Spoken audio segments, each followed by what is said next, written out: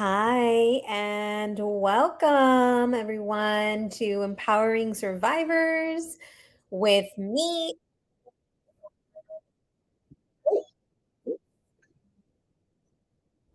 Okay. So, audio sounds good. Yay.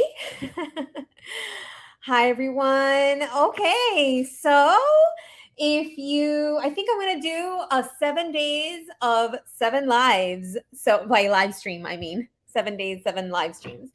So today is day number 2. Yesterday we covered Alicia Watts, who's a missing woman from North Carolina. Today we're doing a much bigger, wider scale of people who unfortunately are still missing in Hawaii, out of the Maui area. And so just really, really sad. And you know what? Let me go ahead and see if. Um, hmm. Okay. I was going to go ahead and put on the other, but I don't want to mess up. All right. So, what are we doing today? We're talking about Maui, in particular, the wildfires that hit Lahaina and the area of Maui and the devastation that's happened over there. From the last count that I saw, there was approximately, well, over 100 people have reportedly died, and the amount is is expected to rise. There are at least 1,000 people still missing, and with something like wildfire that went so quickly and devastated so much in such a quick period of time, there is a possibility that those 1,000 people are no longer with us. So before we continue, just wanted to take a moment to do a moment of silence for those victims, families, missing persons, and everyone who's involved in the rescue and the recovery efforts. And we're going to talk more about that in a little bit.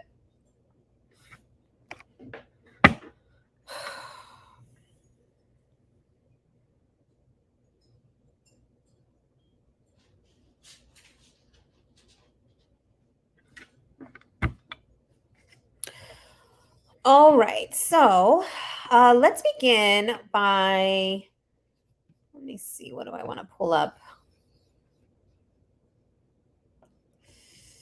Wanted to share a couple of survivor stories first, and then we'll go ahead and share. Let's see if this is sharing. Okay, good.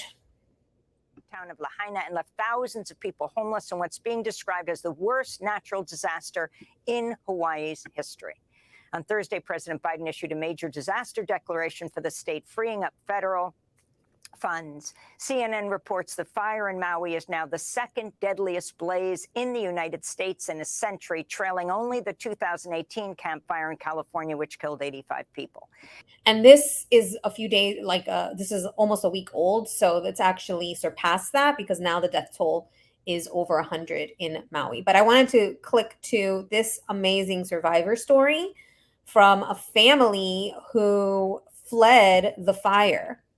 From a man from Fresno, California, named Wise Fonselinkum, who survived the fire by racing into the ocean with his wife and 5 children. The family was visiting Lahaina for dinner when they got trapped by the fire. And we tried to make our way back, but we couldn't. We got stuck. We tried to come back. We ended up in Front Street, my family and I, and there was this black smoke coming above us, and traffic was stuck. We were there by the seawall by Bubble Gum, I believe, and it got really real when we saw the flames. And we had to think fast. We had to get out. We left our vehicle, and myself, my wife, and our 5 kids, we all got in the ocean.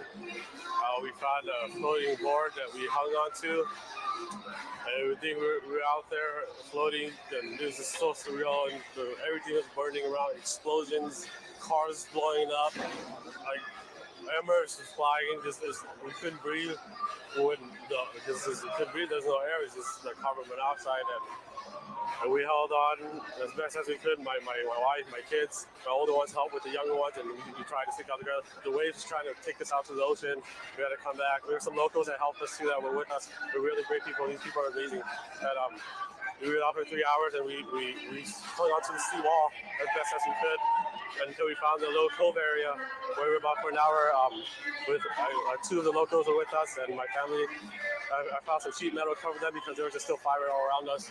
And embers were flying. I would cover them and cover myself as best as I could.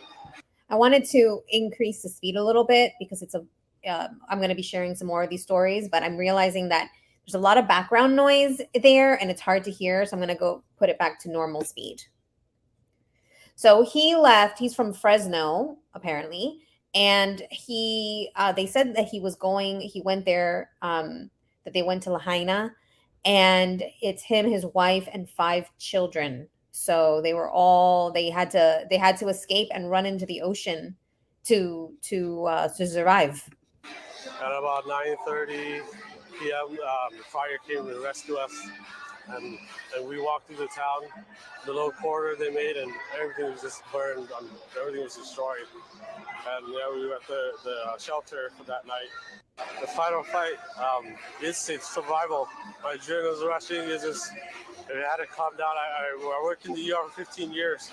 You gotta help. Take deep breaths. You gotta do this. We did. My kids were amazing. They were really good. A few points, my daughter, my little girl, is like, "Daddy, you okay, Daddy?" My other one thought, we'll be okay. They got us, and they're really tired, exhausted, and somehow, this ocean almost swept my kids away a few times, but yeah, we stuck together. We held on. We're not gonna die this way, no. And then we're here. We're alive. That was Lise. That was an amazing story. So he said he worked in ER for 15 years. That's what I understood. And his kids, he says that the kids were great. The kids were super resilient and saying everything was going to be okay. Although he said that the waves were kind of sweeping out, they were sweeping them out into the sea. So that must have been really, really scary. But all 5 of them, I guess it's 5 plus the parents, so 7 of them survived. So that's an amazing story. So happy that they were able to escape because many other people were not as lucky, unfortunately. I wanted to share a few things about the dogs and pets. I think, as a dog lover, if you've been following me, you know that I like to cover animals and survivor stories for pets and animals. And I live in Florida where we get a lot of hurricanes. And unfortunately, what happens with some of these natural disasters is that people leave and they leave their pet. They leave, like they evacuate and they leave their pets. Sometimes the pets are trapped. If there's flooding, sometimes the dogs or pets are, fending for themselves. And so I thought that was really fascinating. I wanted to share a couple of pet survivors. And this was a really, really fascinating one here. Let's share this.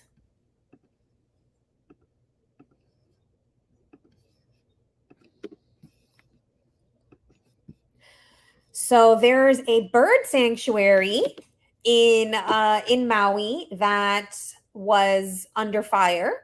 And so it says that the Maui Center houses some of the world's rarest birds and staff saved it from the flames.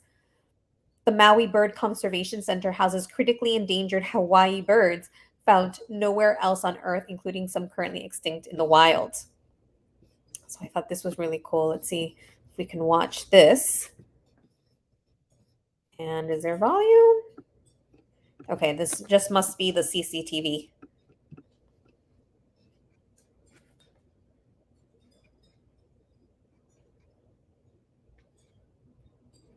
So see people running. Looks like they're getting hoses over here. Lots of winds. And that's the thing, lots of winds. And then you get the fire moves faster, right? When there's lots of high winds. So there they are trying to put out the fires.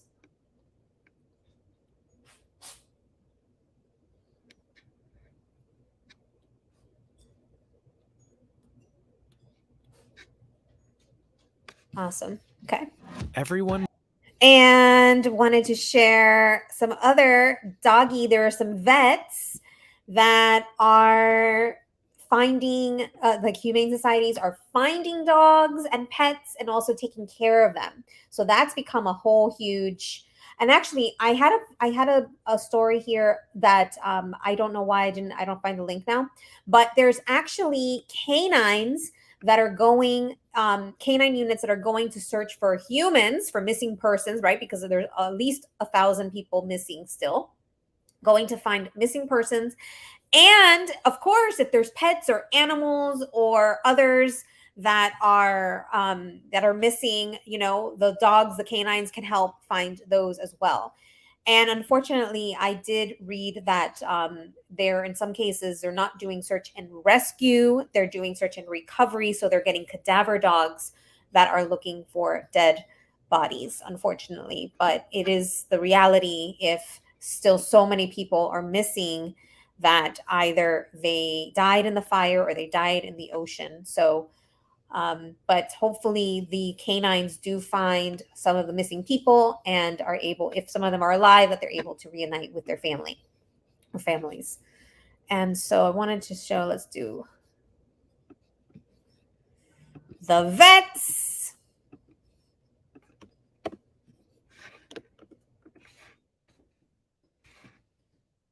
Maui vets race to save injured pets left behind in the fires. 3,000 animals still missing. It might take days or weeks to really understand the extent of the damage. Let's see if we can listen here. And reunite them with their efforts grow in Hawaii. The Maui Humane Society says it has been working to rescue missing pets, treat those that are injured, and reunite them with their owners. Will Carr has more from Maui. Hi, Will. Terry, a little bit of good news, and we haven't had much of it on the island of Maui today. For the first time, the road behind me is open. This leads to West Maui, allowing residents to go in for the first time in more than a week to see what's left. You can see those orange cones leading up, and traffic is actually moving. In the days before this, there was a long line of cars. Today, they're finally allowed to go in to see, like I said, what's left. They also are looking for the missing. There's still hundreds of people missing, and there's an estimated 3,000 pets that are missing. We spoke with the Maui Humane Society. They said that roughly around 60 pets have been brought in, and many have gone through severe trauma. They have terrible injuries. Take a listen to Katie Shannon with the Maui Humane Society.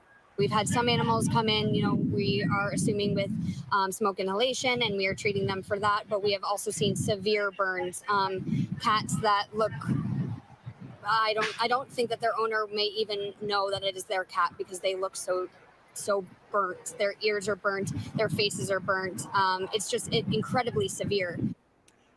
Really a gut-wrenching portrayal of what they're dealing with, but there have been some silver linings, owners being able to reunite with their pets. There's one dog named Roman who was with a dog sitter when the fire broke out. The dog sitter jumped into the ocean. We're told Roman didn't want to go, and he was missing for a couple of days. A bystander found him, took him into the Humane Society, and through his microchip, they were able to reunite Roman with his family. And they tell me that is one of the biggest things that they've done here, that they are leaning into, is being able to reunite families with their pets, and that is why they are working 24/7. Terry. Well, that is a great story, Will, given how important these pets are to us. Thanks very much for that. And so, of course. I can just imagine. I mean, pets are part of the family, right? So let's see here. Because thousands of pets in Maui are currently missing. And here are little some of the dogs being treated.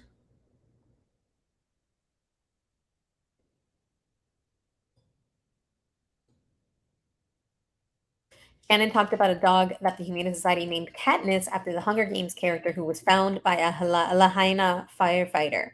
Katniss, who suffered burns to paws and bones, was given to a medical transporter who drove the dog to the Humane Society offices. Oh, look at these babies. Yeah, poor babies for real. Poor babies. Oh. Our animal care staff, humane enforcement, and volunteers were actually able to transport her from the car into the veterinary clinic, and we immediately attended to her pain and the medical needs that she needs. But you can tell that the animal was truly in shock. She's in a lot of pain that is being monitored, and we are really hoping for a positive outcome. This reminds me of that horrible wildfire that was, I believe it was in either Australia or New Zealand, but that went on for a really long time, and you had these uh, koalas in shock, and they were burned and they were dehydrated, and it's just so sad. At least dogs can run really fast, right? I mean, koalas have to go up on trees, but of course, at the rate that the fires were going through Lahaina, I don't even know what dogs or cats or other animals would have thought to do. It's so sad. The Humane Society has had 367 reports of lost pets and is urging pet owners to file a lost report to facilitate identifying and matching any found animal. So here they're treating them for, I guess, smoke inhalation. Right, because it's not just, one of the things that happens with fire, it's not just the actual flames. People can die or be injured by the smoke. Oh, this is a dog named Roman. Dog named Roman was with a dog sitter who jumped into the water to flee the fire, but the pet didn't jump in. According to the Humane Society, Roman was found Thursday and treated at the Humane Society for burns to its paws, legs, back, and body. That Roman? The dog had a microchip and its owners were notified and they were reunited. That's why we are here. We love animals. Yes, yes, yes, yes. And let me see if I can pull up there was another article about dogs as well.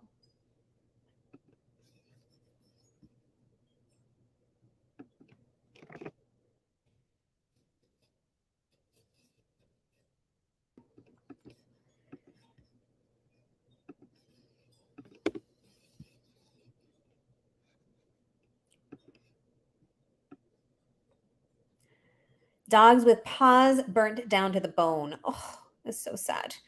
Animal rescuers on Maui have been seeing horrifically injured pets, including dogs with paws burned down to the bone.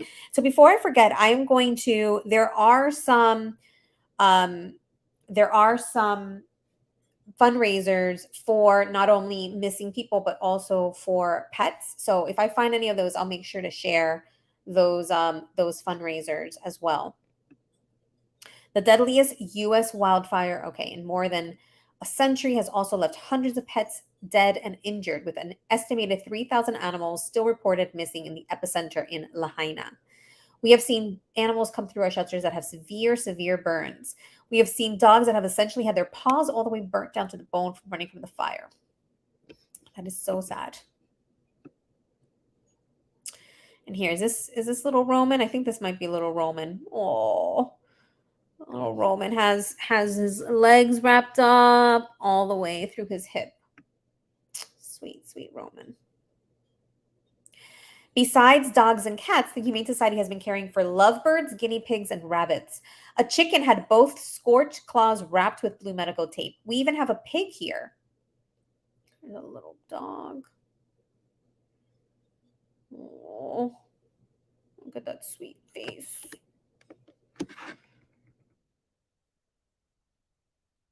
Oh, here's a chicken.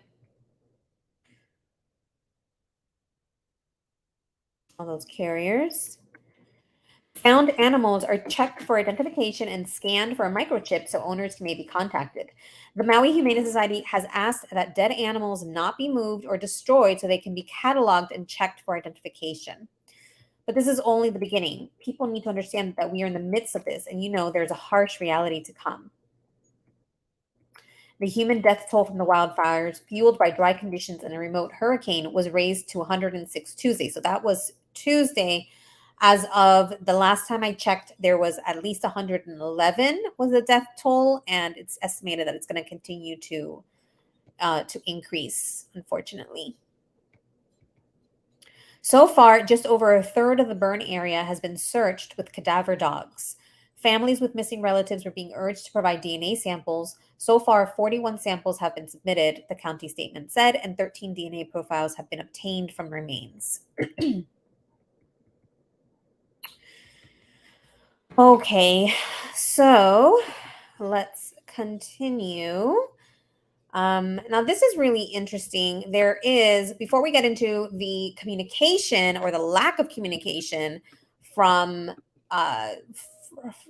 that helped, I think, make this more devastating. And we're going to talk about that, the importance of communication. I wanted to share a personal account, somebody on TikTok I thought was really interesting. And let's share that. It's Tuesday. It has been 1 week.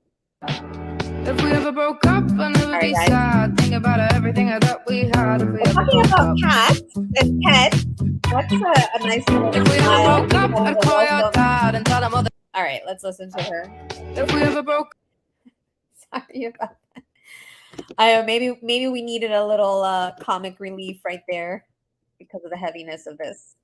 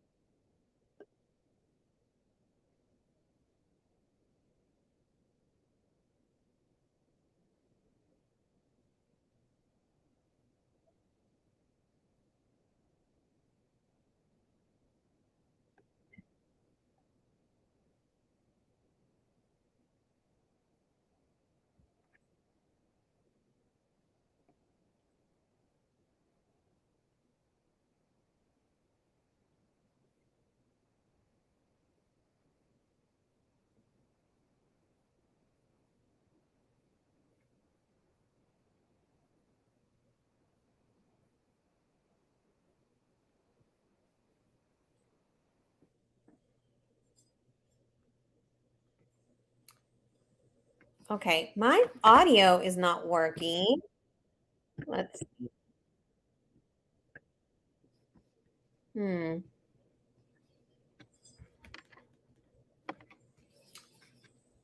Okay, my audio is not working. All right, let me try this again.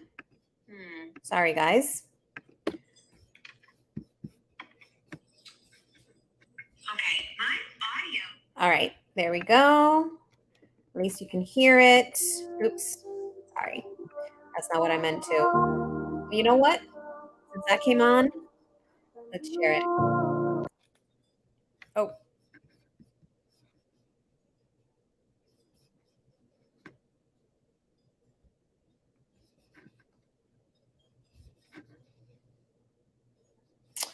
Okay, so let's see if we can do this again. Sorry about that little blip. Welcome to live. Hey everyone, it is Tuesday. It has been 1 week since the fire started here on Maui. And I feel like everyone is being kind of kept in the dark about what's really happening here. So let's see if we can. Let me see if you can hear. That little blip.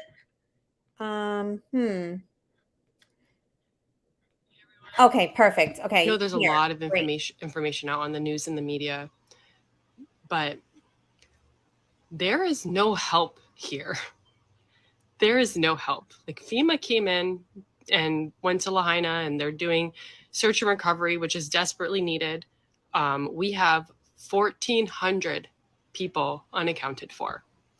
1,400 people that most likely will not be found because the fire was so bad that it melted metal. So the remains of the people that they're finding are ash. There was a whole news conference about it yesterday. They had to bring in a bunch of cadaver dogs because there aren't actual remains that look like people. That's where we're at. That's why nobody's allowed in. It's a massive grave. It's a crime scene. You don't know what you're walking on. So FEMA is busy doing that. I get it. The National Guard is securing our roads. When we drove through yesterday, they're securing all the side roads because people had driven down into Lahaina and were walking on everything. National Guard is busy. Our police officers are stretched so thin, trying to help in Lahaina and also maintain the other towns on this island. Fire department still battling hotspots up the mountain and also trying to help in Lahaina. We had firefighters already come from Honolulu. Our government has not deployed any military assistance, and they are a 30-minute flight away. There is no one here. Everything that has been organized by local residents and the community. People volunteering their boats and bringing supplies over to a boat ramp on that side, setting up a supply station on that side, food trucks closing their food truck and donating their generators so that people on that side could have power. People taking off of work to volunteer. Nurses volunteering over there on their days off. The community has done everything here. The people on the west side were waiting for help. It's been a week. No help has arrived. That's what's happening on Maui, okay? The people in Lahaina had no warning about the fire, and it burned everything in a matter of 2 hours. We have a tsunami warning system on this island. They did not activate it. They sent out the warning system through the phones, and there was no service and no power. Nobody got the warnings. They closed school on Tuesday for children because the winds were too high and it was knocking down the poles. Children were home on Tuesday, a lot of them probably without their parents who were at work. And those children didn't know what to do. That's what happened here, okay? Elderly centers not evacuated. People being in the water waiting to be rescued from 3 p.m. until 2 in the morning by the Coast Guard. The people on the west side are exhausted, okay? People have been volunteering around the clock to help get people supplies and organize things over there, and they need help. I don't know what the government's plan is, but right now, they're not doing anything. It's very frustrating for everyone here. I think that the news makes it sound like help is here and things are getting better. We are still in search and recovery, and we will be in search and recovery for a while.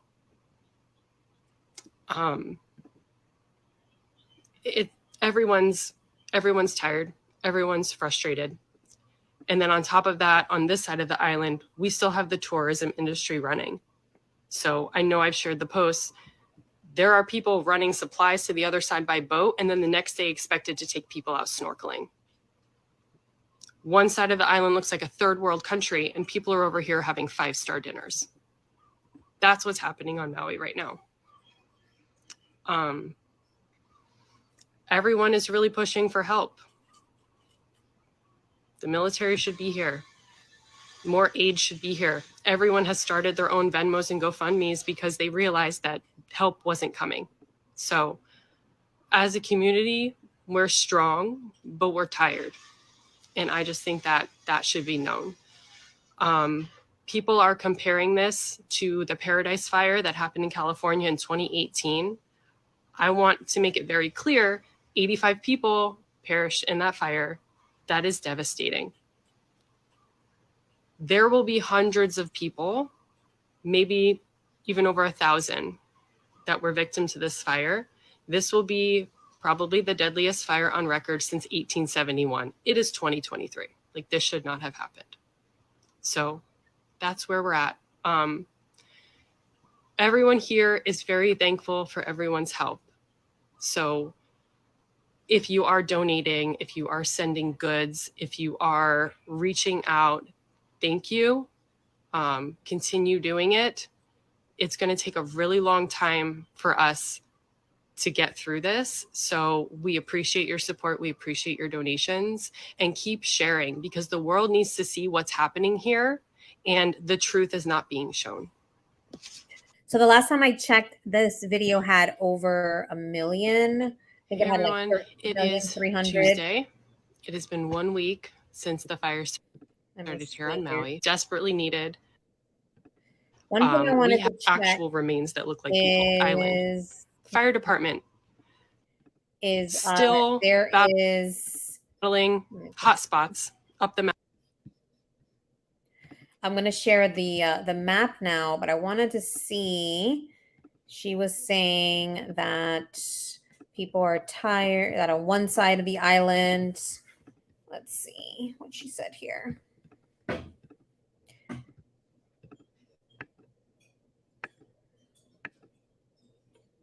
Let's see. Did she say it? Okay.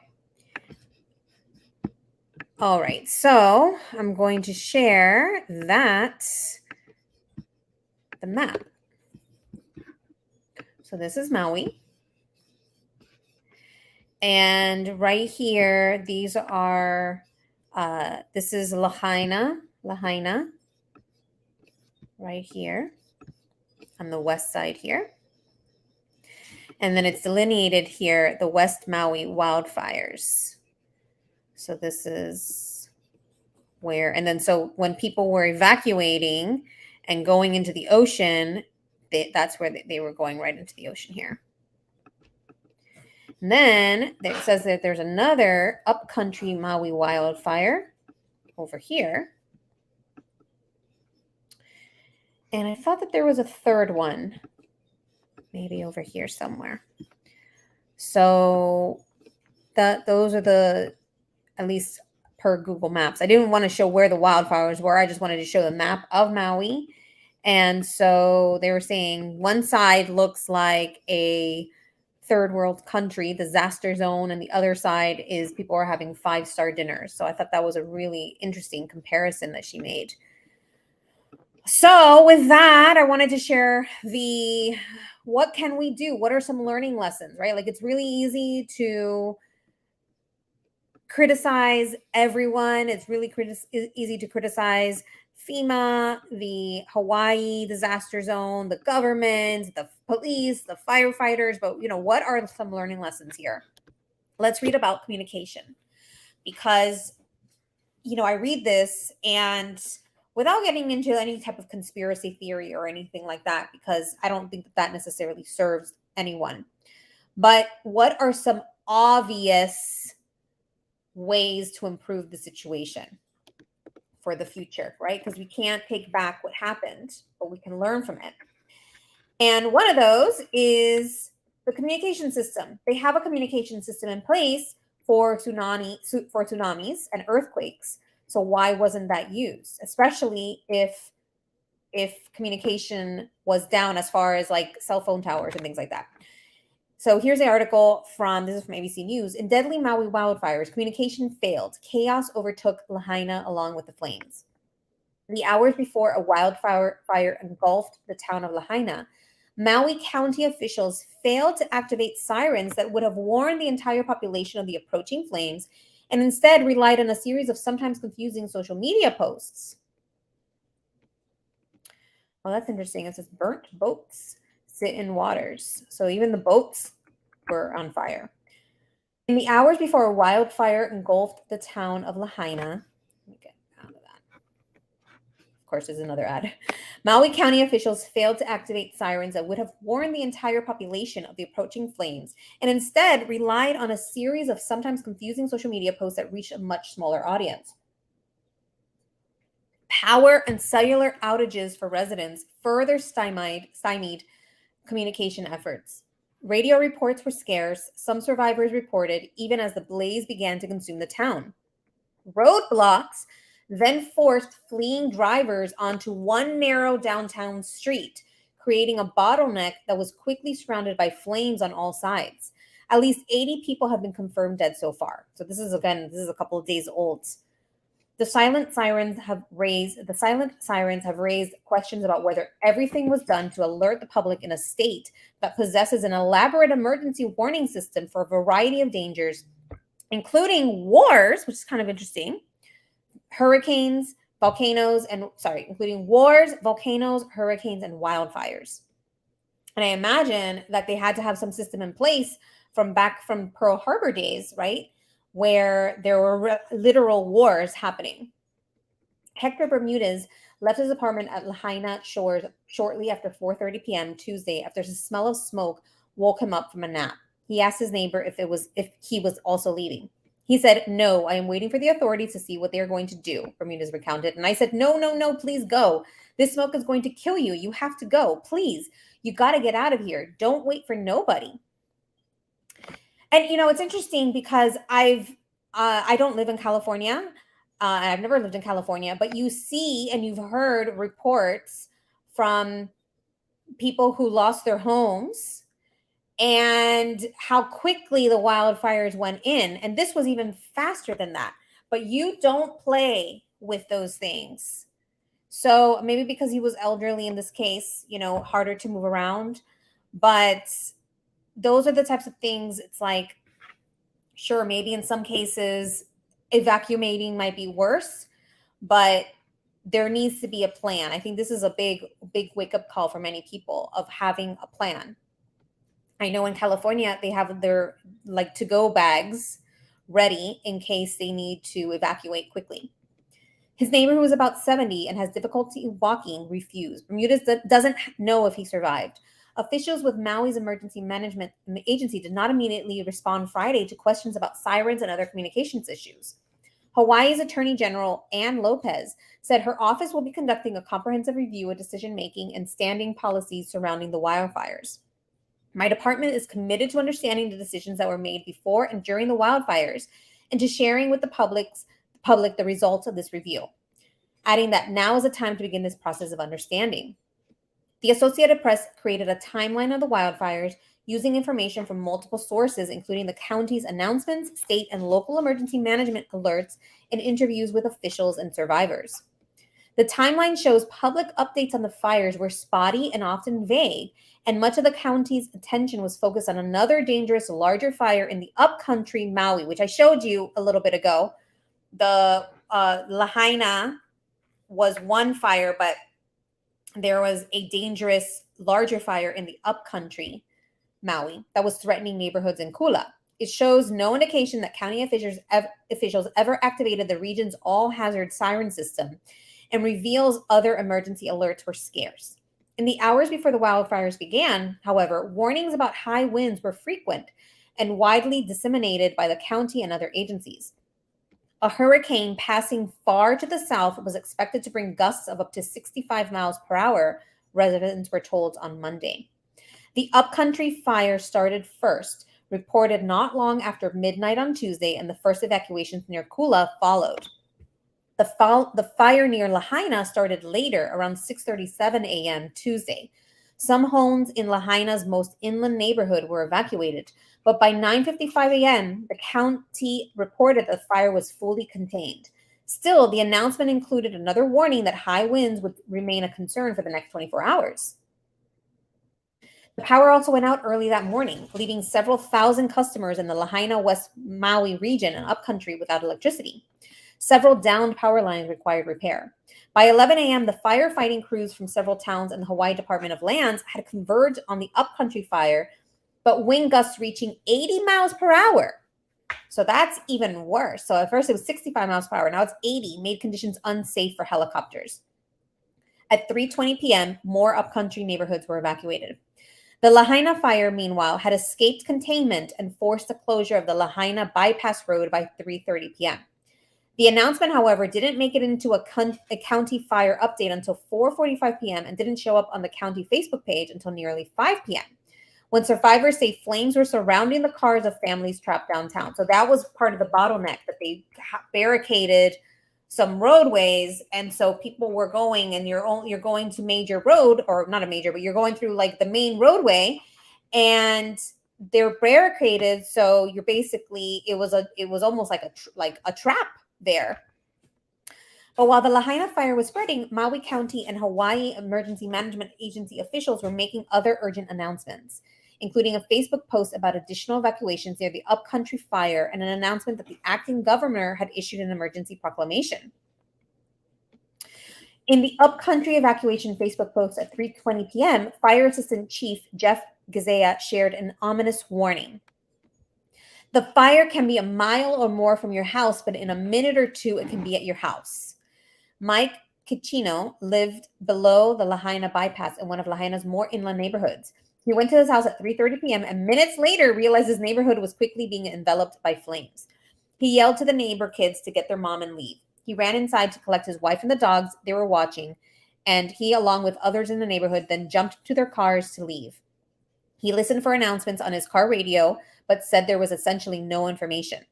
The government's social media attention turned from upcountry back to Lahaina at 4:29, when Hawaii EMA posted on X, formerly Twitter, that the local Maui EMA had announced an immediate evacuation for an inland subdivision in Lahaina. Residents were directed to shelter at the Lahaina Civic Center on the north side of town. Just before 5 p.m., Maui County shared a new Lahaina fire report on Facebook. Flare-up forces Lahaina bypass road closure. Shelter in place encouraged. Oh, so this is interesting. So that's, remember a moment ago I said sometimes you want to evacuate, but that could actually be more dangerous. And, I'm just thinking about Florida with hurricanes. And what happens is that there's usually a cone of where it's going to go, projected cone. And if you're in the, in the center of that cone, you're definitely usually, if it's strong enough, encouraged to evacuate, especially if you're on the coast. And what happens though is sometimes there's bottlenecks or traffic, bumper to bumper traffic on the highways because so many people want to evacuate. But because Florida is so big and there's no certainty where it's going to go, just like here with the fires, evacuation or moving around could sometimes be more dangerous depending on where it goes. So I think that's where it's saying here that it said shelter in place instead of driving because of the road closures. So very interesting, and it just sounds so devastating. Clearly, that emergency siren system should have been placed, that should have been started, but it sounds like there was just utter chaos because they didn't know exactly what was happening. And they even said because of the high winds, the 80-mile-per-hour winds, that the helicopters, it was hard for the helicopters, who are probably the ones that were getting that aerial view of what was happening. It was dangerous for helicopters. So I could see where this is definitely a chaotic situation. Many were already running from the flames. Lynn Robinson evacuated from her apartment near the waterfront's Front Street at 4:33. There was no warning. There was absolutely none. Nobody came around. We didn't see a fire truck or anybody. Lana Vieira left her neighborhood about a mile away around the same time. Her boyfriend had stopped by and told her he'd seen the approaching fire on the drive. He told me straight, "People are going to die in this town. You got to get out," she recalled. There had been no sirens, no alerts from her phone, she said, but access to the main highway, the only road leading in and out of Lahaina, was cut off by barricades set up by authorities. You see, that's part of the issue here. The roadblocks forced people directly into harm's way, funneling cars onto Front Street. All the locals were pigeonholed into Lahaina in that corner there, and I felt like the county put us into a death trap. Nathan Baird and his family escaped by driving past the barricade. Traffic was all over the place. Nobody knew where to go. They were trying to make everybody go up the Civic Center, and it just didn't make sense to me. I was so confused. At first, I was like, why are all these people driving toward the fire? He and his wife became trapped by walls of flame as Front Street burned. They ran for the ocean, spending hours crouching behind the seawall or treading water in the choppy waves, depending on which area felt safest as the ever-changing fire raged. At 5:20, Maui County shared another Lahaina fire update on Facebook. So, of course, imagine if you're underwater, what are you doing? Looking to Facebook for updates? I mean, it's not realistic. Evacuations in one subdivision were continuing, but access to the main highway was back up. The U.S. Coast Guard's first notification about the fires was when the Search and Rescue Command Center in Honolulu received reports of people in the water near Lahaina at 5:45 p.m. The boats were hard to see because of the smoke, but Kicino and others used cell phones to flash lights at the vessels, guiding them in. He helped to load children into the Coast Guard boats, and at one point loaned his cell phone, which had been stashed in his wife's waterproof pouch, to a member of the guards so they could contact fire crews. He said the rescue took hours, and he and his wife were finally brought out of Lahaina around 1 a.m. Maui County Facebook posts around 8:40 p.m. Tuesday urged residents, Maui County Facebook post around 8:40 p.m. urged residents in the surrounding area who weren't impacted by the fires to shelter in place and said smoke was forcing more road closures. A commenter pointed out the communication problem just before 9 p.m. You do realize that all communication to Lahaina is cut off and nobody can get in touch with anyone on that side. Okay, so the fire went from 0 to 100. I feel like the county really cost a lot of people's lives and homes that day. I felt like a lot of this could have been prevented if they just thought about this stuff in the morning and took their precaution. You live in a fire zone. They have a lot of fires. You need to prepare for fires. Chino said it all felt like the county wasn't prepared and government agencies weren't communicating with each other. The all-hazard sirens are tested each month to ensure they are in working order. During recent tests within 2 weeks of the fires, they malfunctioned in 3 separate incidents in 3 counties. Maui's siren tone was too short, so officials repeated the test later that day successfully. Carl Kim directs the National Disaster Preparedness Training Center that develops training materials to help officials respond to natural disasters. Kim said it's too soon to know exactly how the warning and alert system might have saved more lives in Lahaina, and noted that wildfires are often more challenging to manage than volcanic eruptions, tsunamis, and even earthquakes because they are more difficult to detect and track over time.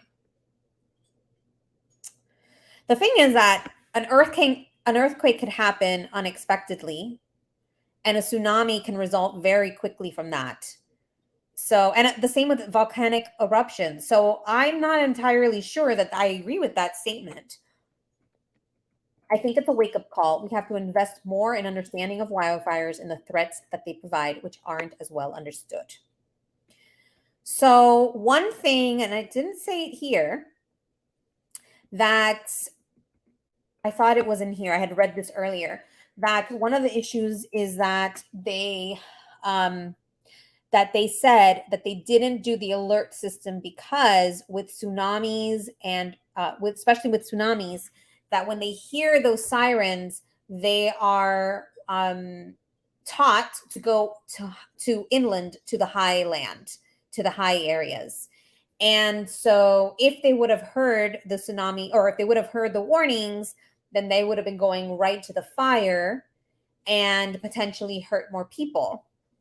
But really, at least if they would have heard the sirens, they could have tried to find more information. Maybe they could have turned on radios, right? People were just going to sleep and were waking up and starting to see the fires at 6:30 in the morning when people were maybe trying to go to work. Like they said, school was out. And so kids were staying home while their parents were out. So what happened to those kids? Where did they go? So I do believe that there is going to be a lot more, that there's probably going to be, unfortunately, children who passed away, parents who never made it back to their children. Maybe they couldn't even communicate with their kids. And it's just a very sad situation. And now you have the pets also. So let's just hold a moment of silence here for these, for those who lost their lives, those who are still trying to find their lost loved ones and pets, and for those maybe who will lose their lives from this sad disaster.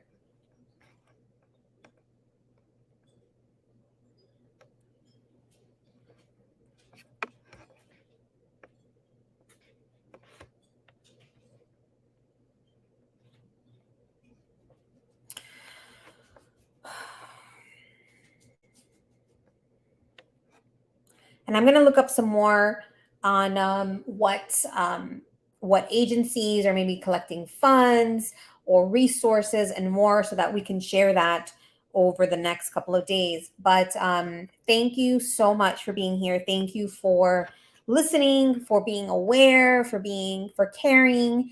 And let's see what we can do collectively to support these families who have lost basically everything, and including some maybe family members as well. So thank you for being here. If you're here, if you're tuning in live or you're tuning in watching the replay, please hit the thumbs up. If you haven't yet subscribed to my channel, you like my style of covering true crime, actually changed my name from true crime. Now I support more of the survivors, missing persons, and others who need our support. But if you like that style, I'd appreciate if you subscribe if you haven't yet, and we'll be the empowering voices to support those who need our support, survivors, help them get their power back, and be a voice for the voiceless. So with that, thank you again for tuning in tonight. I wish that you stay safe, stay thriving, trust your intuition, trust your gut, and make sure to keep it empowering. All right, everyone. Bye for now. Have a great rest of your day.